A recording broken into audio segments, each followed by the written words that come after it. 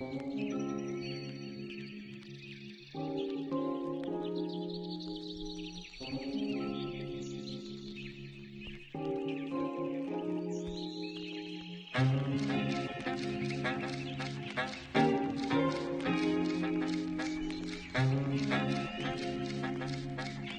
enjoying the presence of 2 new annuals in the garden this summer, raised here from seed.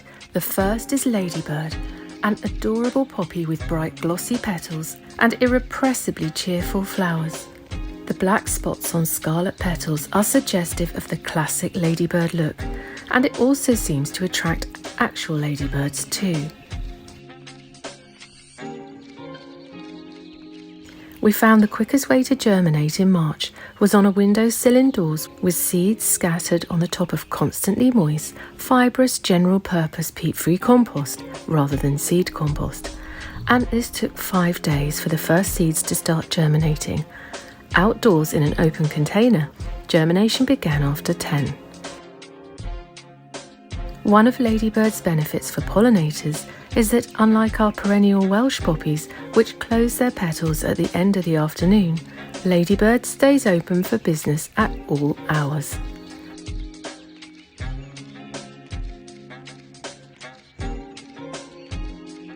And as so often happens in life, there were a few surprises in the mix. These are typical Ladybird poppies, but a couple of seedlings have developed into taller, larger flowered double-petaled types of poppy.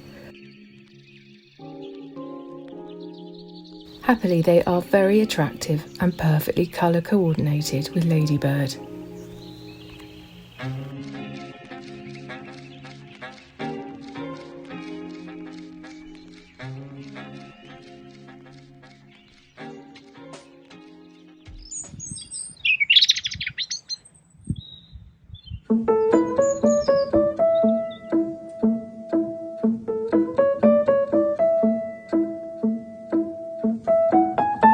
Cosmos Xanthos is another new introduction to the garden this year. Raised from seed on the windowsill, they germinate ridiculously quickly, and then after 2 weeks, we put them outside into the propagator to protect them from frost. They offer a far more understated presence than Ladybird, but have plenty of sweetly pretty cottage garden charm, with soft primrose flowers and feathery green foliage. We'll see them with other Cosmos cultivars later in this video.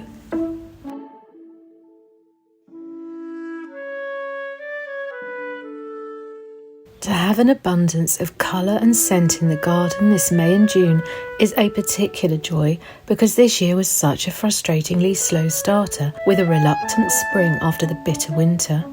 For most of April we were wondering anxiously whether the tulip flowers would actually ever appear, but by the start of May, Princess Irene finally hit her stride and the patio pots were full of joyful tulips with tropical sunset shades and their characteristic sweet, subtle fragrance. In previous years, we've seen them looking fabulous in the cottage garden at Sissinghurst Castle. Vita Sackville West described this as her sunset garden, and that's exactly what the petal colouring of Princess Irene evokes.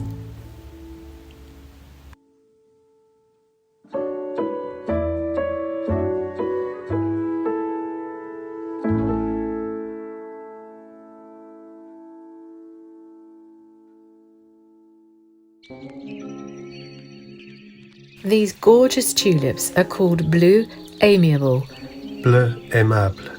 Bleu Aimable. Bleu Aimable. I do keep getting the name wrong, but they're really, really lovely. They start as deceptively simple but elegant purple buds and then get increasingly interesting with faded romantic lilac glamour. They're really gorgeous and we'll definitely add more of these beauties next year.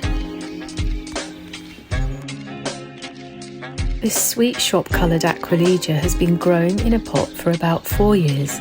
I've completely neglected to feed it, so I think there must be earthworms helpfully fertilising the compost because it grows well and flowers throughout May and June. It looks great with bright pink salvias, and we love the combination with Nemesia banana swirl, which was just a happy accident as I bought a couple of blue-flowered Nemesia plants and this pink and yellow cultivar was amongst them, just not in flower, so I hadn't purposefully selected these colours. but it looks great.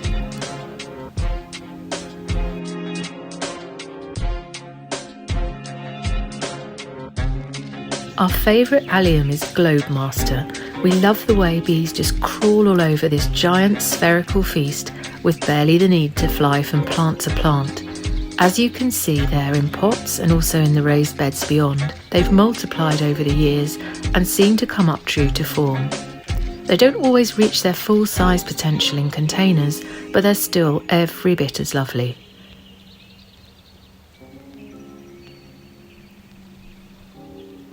And another reason to grow alliums, as if another reason is necessary, is that they are great for attracting butterflies to the garden.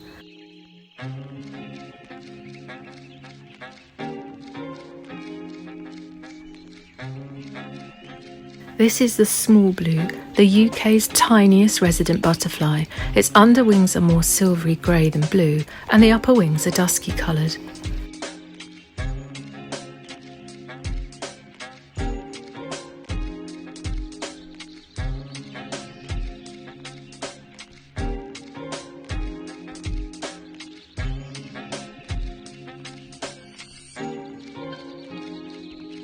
Butterfly identification is quite challenging. This garden visitor looks like the small blue, but once it starts flying, the pretty colouring shows it's a holly blue. And this is the common blue.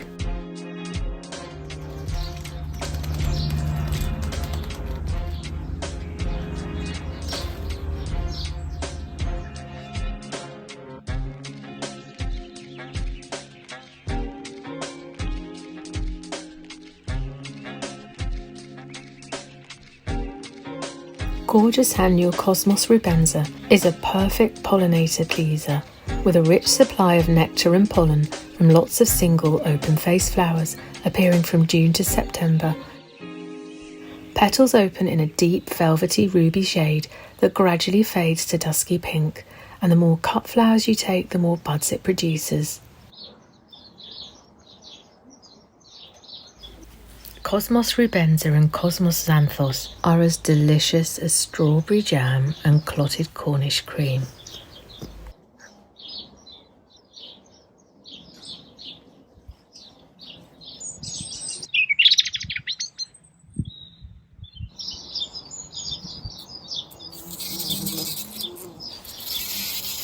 The perennial orange Welsh Poppy is another total bee pleaser. These start flowering from April, and over the years they've seeded themselves around the garden, all from one original plant which came from a very dear friend, no longer with us, and who we think of every time we see them.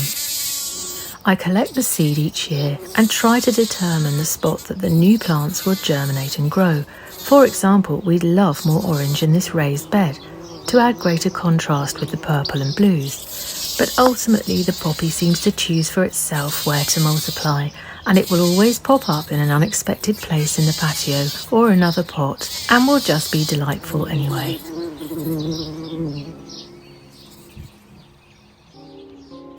Another endearing feature is that we often find baby crickets living on them, and they nibble away at the petals of course, but we don't mind.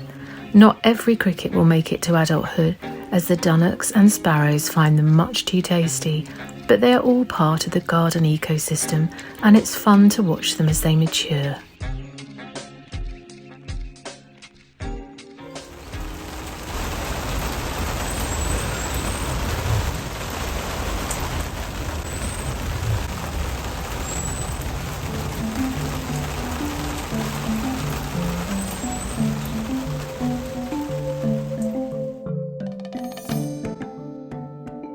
Rambling Rector is a vigorous rose with generous heavenly clouds of flowers for bees, perfuming the air through June, and bursts of tiny red hips in autumn. Ours requires no fertilising or watering, but we do have to prune it more than once a year after flowering, as it wants to be a 25-foot rose growing on a 6-foot fence.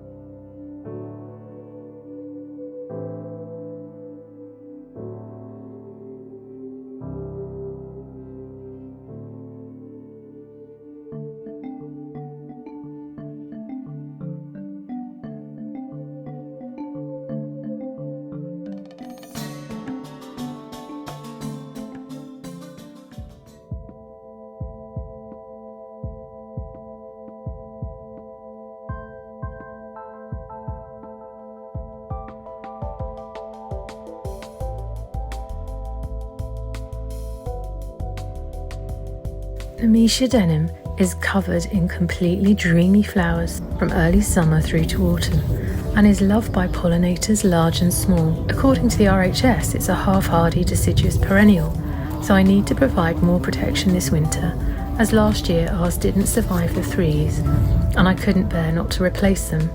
The flower fragrance is a divine, light, sweet scent.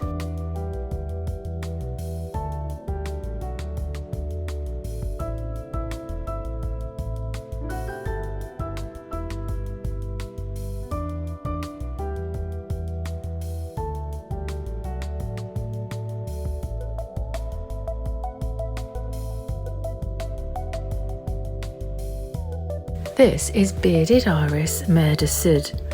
Mer du Sud. Mer du Sud.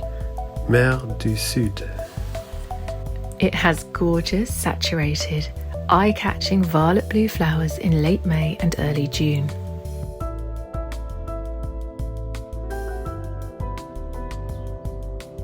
There are little pools of sunlight all over the garden.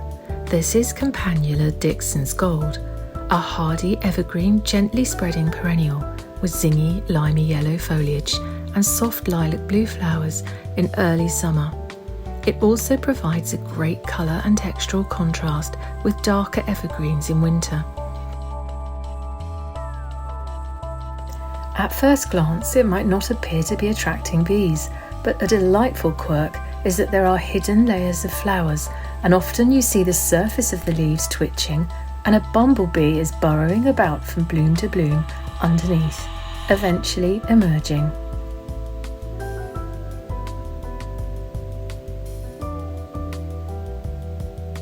And although it thrives best in full sun or part shade, we also grow ours in an area of total shade to create the illusion of pools of light.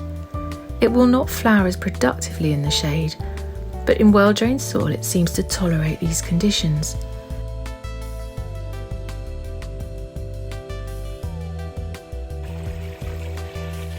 Dickson's Gold is also really lovely around a pond because slugs and snails live under the ground-covering mass of leaves and provide frogs and toads with readily available snacks.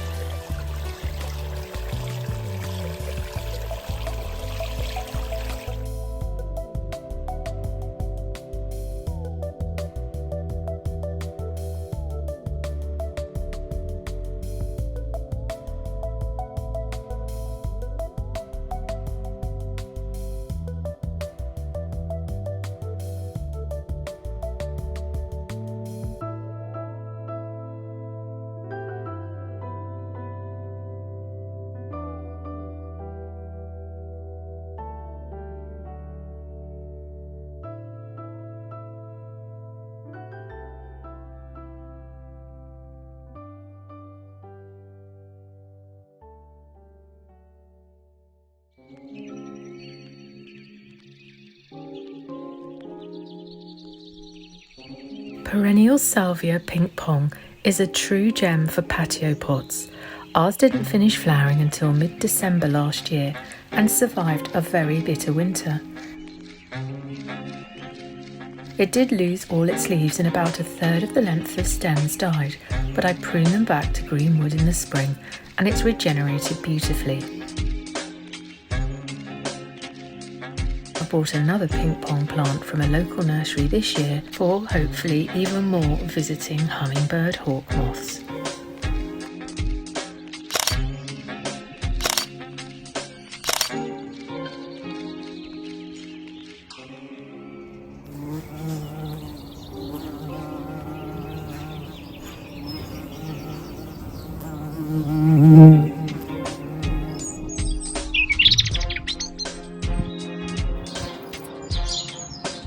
This Dalmatian Bellflower generously self-seeded into the patio paving years ago. It means we have to access this water butt from above in early summer, as the flowers are too pretty to disturb.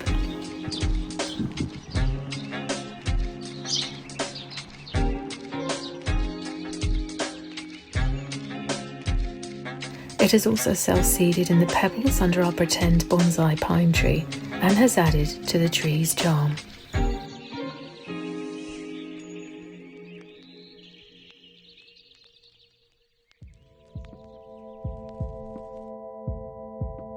I was totally seduced by a local nursery's description of Folgate Lavender flowers as appearing almost ultraviolet at dawn and dusk as the colour appears to lift off the plant.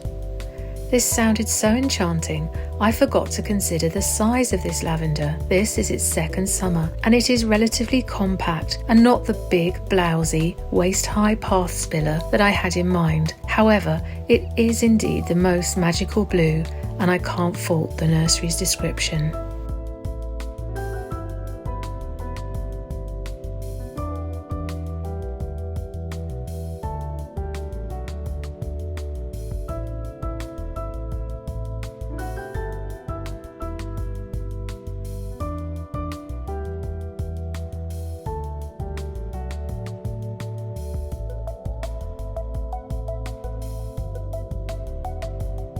The white bracts covering the Chinese dogwood tree also seem to hover like clouds of butterflies as dusk descends.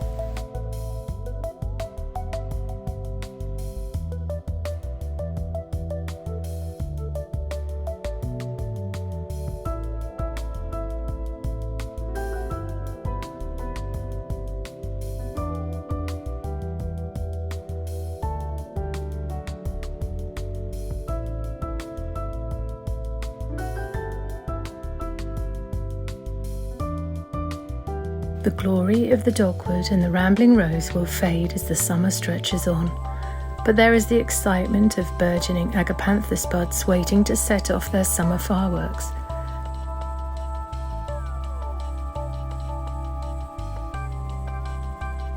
Apples in the tree are beginning to ripen. The shy foxglove spires are starting to climb to the light. Hydrangea flowers are taking on the first blush of colour. A huge thank you to everyone who subscribes to and supports our channel. We hope you'll join us here again later in the summer.